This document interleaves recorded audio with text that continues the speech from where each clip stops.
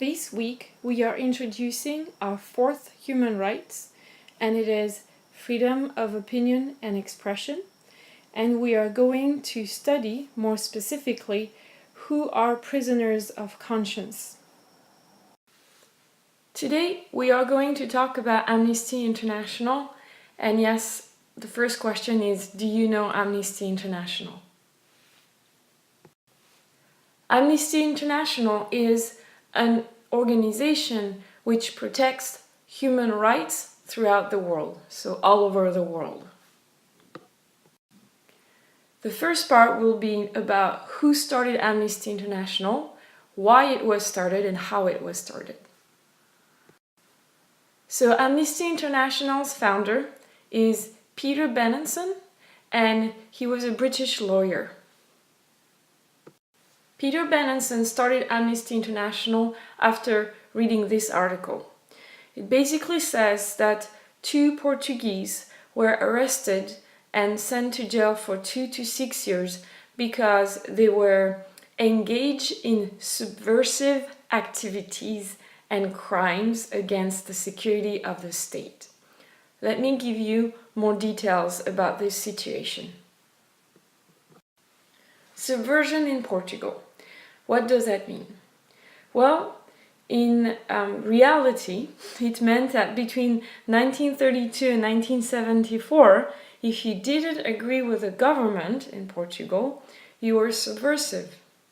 But what is strange is that it's just about not agreeing, and yet you're called subversive. And subversive means trying to make the government less powerful. So basically what they were trying to do is to make you look like someone who's against the country, someone who's dangerous, so that if you were considered subversive, they could put you in jail. The reason this was happening is because Portugal between 1932 and 1974, yes, that's a long time, Portugal was under the dictatorship of Antonio Salazar, and this is the man right here. So again, right, you're just not agreeing with the government, but the government says you're subversive, you're trying to make it less powerful. So, because of this article, right, the Times article that Peter Benenson read about the 2 Portuguese, actually a man and a woman, he wrote his own article, and I will show it to you shortly. And in this article, he asked for a 1-year campaign of amnesty for political prisoners. So, to grant amnesty means that you forgive someone who has broken political rules or political laws, right? So it's a forgiveness. And usually it goes with people being released from prison, right? They can go free. And a political prisoner is also called a prisoner of conscience. And I'd like to explain a little bit more about prisoner of conscience. First, we need to think about what is a conscience. And yes, I am using an example from a Disney movie, and it's one of these moments in Disney movies where like, that's a great way to explain.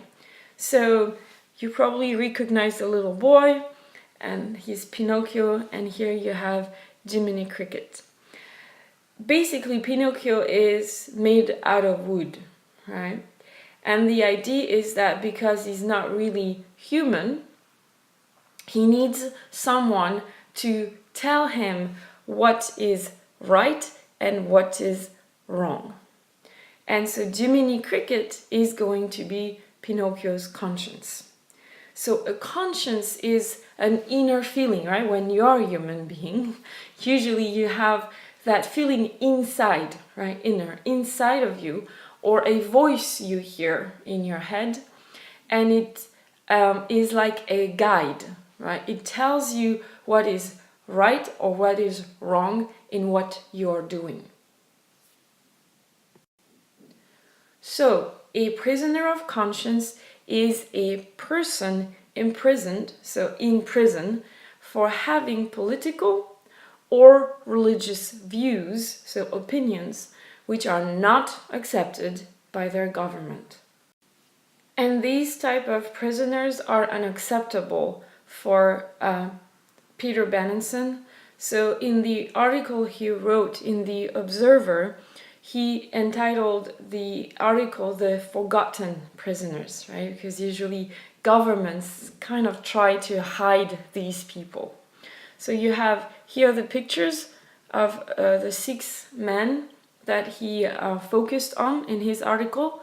And today I'd like to give you a little bit more details about one of them so that you can better understand why Amnesty International was founded, what was the reasoning, the ideas behind Amnesty International. So one of them was Agostino Neto, and actually it's Dr. Neto. He was a doctor in Angola, and in the 1960s, Angola was a Portuguese colony. And the thing that Dr. Neto did that the government did not approve of was just working to improve the health services for Africans. So he was not even doing anything against the government, he was just trying to improve the healthcare system. But clearly, the Portuguese government thought this was not appropriate. Probably they thought, ooh, he's trying to be better than us, and he became a target of the Portuguese government. In June 1960, the political police marched into his house. So, right, they didn't quite knock, they just went through it and grabbed him, and they flogged him in front of his family. And as you can see here, to flog someone means to beat with a whip or stick, right? So it's a very painful experience, and why should anyone be treated that way? Then the political police kept him in Cape Verde Islands without charge or trial. So they kept him in prison without charge, meaning without explanation of what he did wrong, and without trial, so they did not take him in front of a judge to receive a sentence or an explanation of what was happening. And that is against human rights. Both the flogging and both being in prison without charge or trial. So what happened? Well, Amnesty International urged the public, so motivated, pushed people to write faxes and letters. And yes, please keep in mind this is 1961. There's no Facebook, Twitter, Line, all these SNS, right? So people were asked to write faxes and letters, and also to contact governments, because if you get other governments involved, then it's a bit easier to protest against the violations of human rights. The result was very positive. The Portuguese government was under so much pressure that they only put Dr. Neto under house arrest, which means that he couldn't leave his house. But in the end, he decided to escape to Morocco, thinking it was safer for him and his family. So what happened after? Well, people wrote with more information about human rights violations around the world. So basically, this article and this experience with Dr. Neto started a cycle of sharing information and trying to make things better. And also, yes, people sent money to support the families of the victims. Just imagine if, the person that is in jail is the breadwinner, right? The person who is making the money for the family. Well, the family needs help with money for everyday expenses.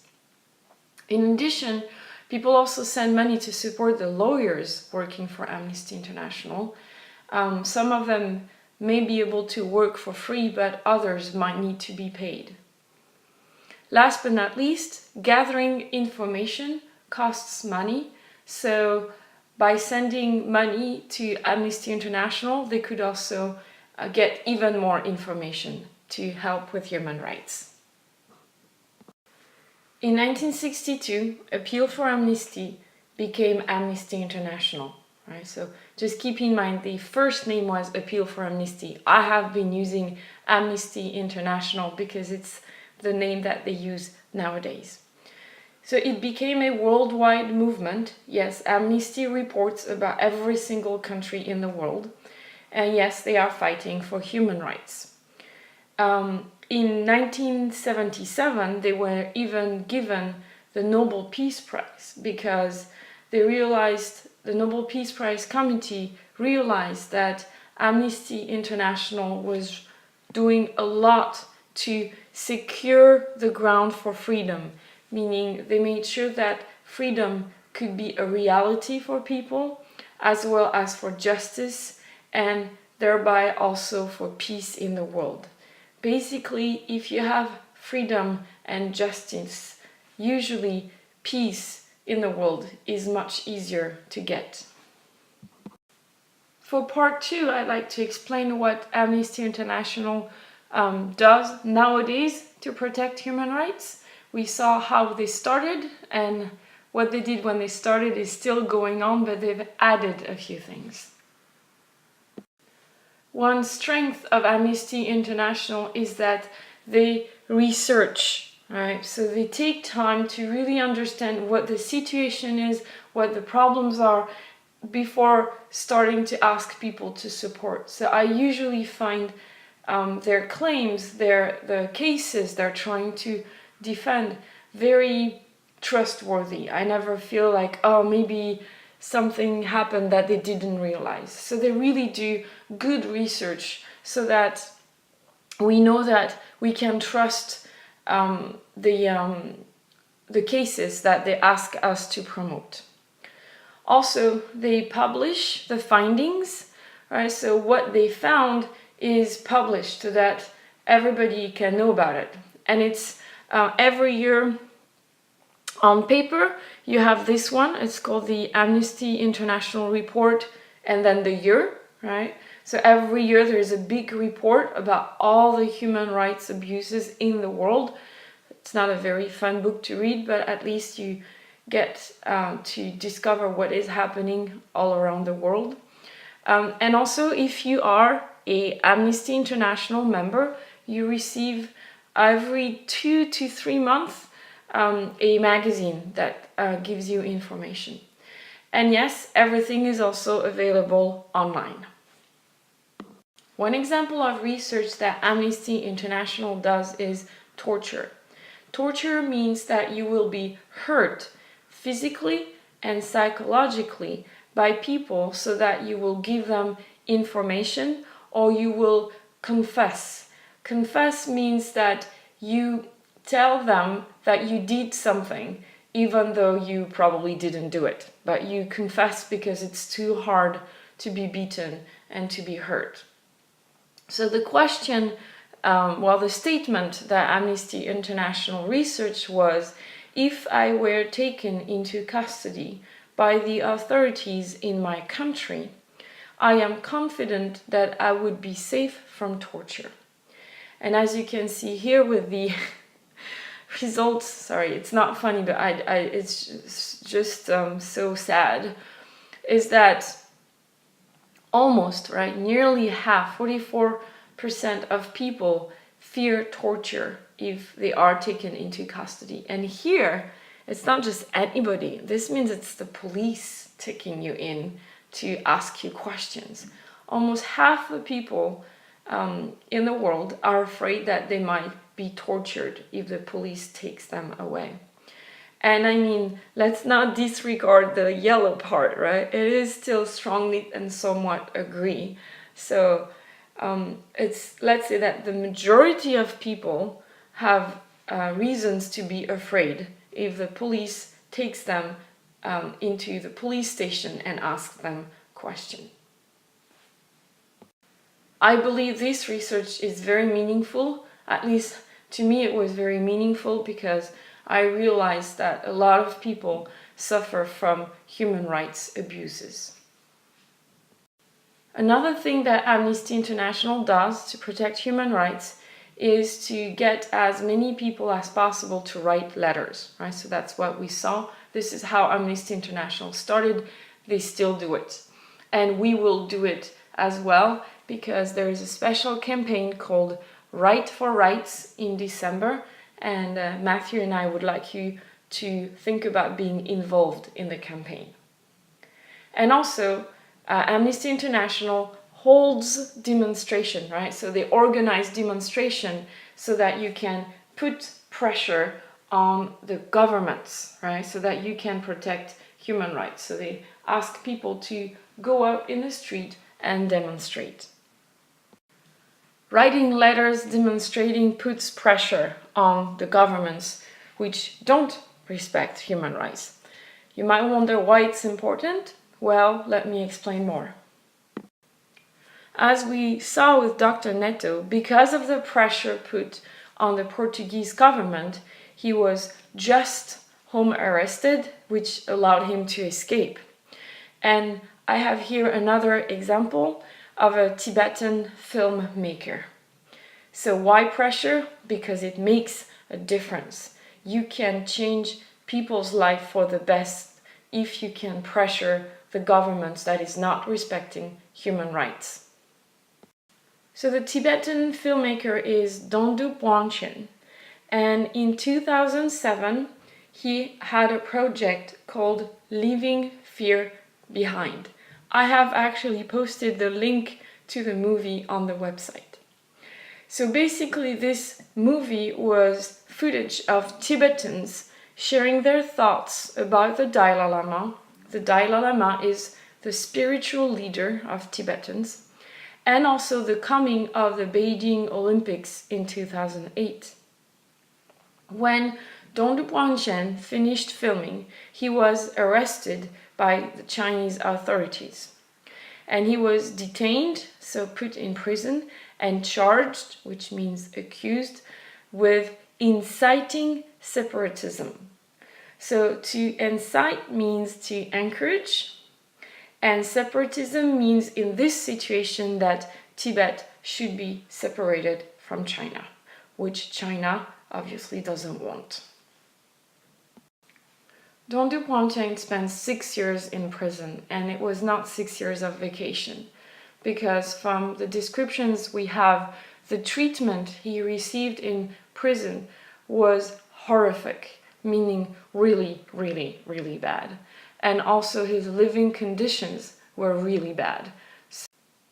Thankfully, Amnesty International helped Dhondup Wangchen, and they actually had rallies, so like a group of people coming in front of the Chinese mission to the United Nations. And also they gathered thousands of signatures that were asking for his release from prison. They also organized a speaking tour with his wife, Lamo Tso, and they even got the support of some celebrities, including Yoko Ono. Here on the left you see Lamo Tso on her speaking tour, and I found on Facebook, on Yoko Ono's Facebook page, what she wrote to support Dhondup Wangchen. Thanks to the different actions taken by Amnesty International, Dhondup Wangchen was finally released on June 5th, 2014. And this is what he said when he came out. I would like to express my feeling of deepest gratitude for all the support I received while in prison. Deepest gratitude, right? He's thanking people for having supported him, for having been there for him while he was in this terrible prison in China. So yes, prisoners of conscience need our support, and next week you will see how you can also support them this year. There's a short video that I would like to share with you regarding the impact of Amnesty International. It might help you better see what it's like to support someone who is in prison just because his or her ideas are different from that of his or her government. Thank you.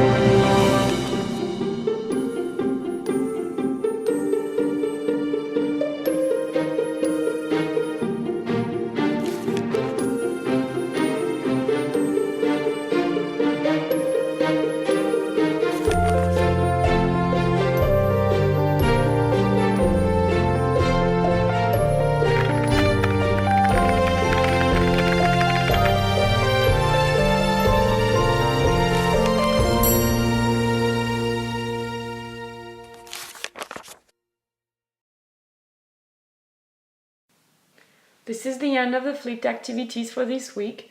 Thank you very much. On the next page, you will see the references.